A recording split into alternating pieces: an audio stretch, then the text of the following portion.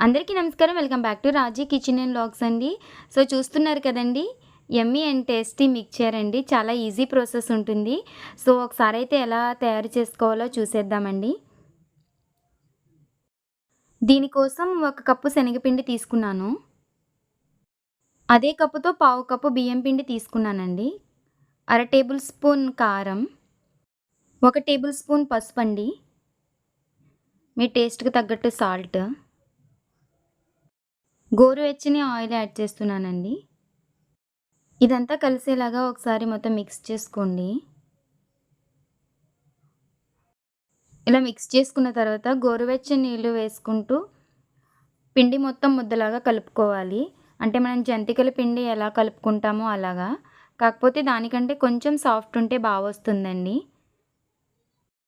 చూస్తున్నారు కదండీ! పిండి అయితే ఇలా కలుపుకొని పెట్టుకున్నాను.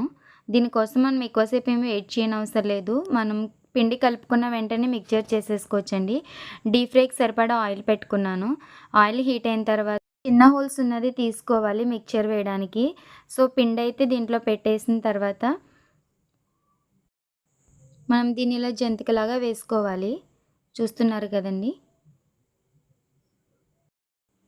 లో టు మీడియం ఫ్లేమ్ అడ్జస్ట్ చేసుకుంటూ ఫ్రై చేసుకోవాలండి. ఒకవైపు ఫ్రై అయిన తర్వాత దీన్ని మరోవైపుకి టర్న్ చేసుకోవాలి. చూస్తున్నారు కదండీ! ఈ స్టేజ్‌లో మనం తీసేసుకోవాలి ఇంకా. ఇలానే పిండి మొత్తం చేసుకోవాలండి జంతికల్లాగా. సో చూస్తున్నారు కదా!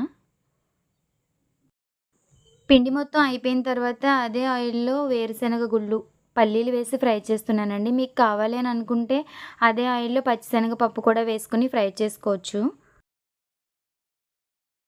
అదే ఆయిల్‌లో కరివేపాకు కూడా వేసి ఫ్రై చేశానండి. మనం చేసి పెట్టుకున్న జంతికలు ఇలా ముక్కలు చేసుకోవాలండి. మొత్తం అన్నీ కూడా. ఇందాక మనం ఫ్రై చేసి పక్కన పెట్టుకున్న పల్లీలు అండ్ కరివేపాకు కూడా వేసి బాగా మిక్స్ చేసుకోండి. చూస్తున్నారు కదండీ! ఎంతో యమ్మీ అండ్ టేస్టీ మిక్చర్ అయితే రెడీ అయిపోయింది. సో ఒకసారి తప్పకుండా మీరు కూడా ట్రై చేయండి. మీకు ఎలా కుదిరిందో కామెంట్ చేయండి. నా ఛానల్ సబ్స్క్రైబ్ చేయండి. రాజీ కిచెన్ అండ్ వ్లాగ్స్ అండి. Thank you so much. అందరికీ నమస్కారం.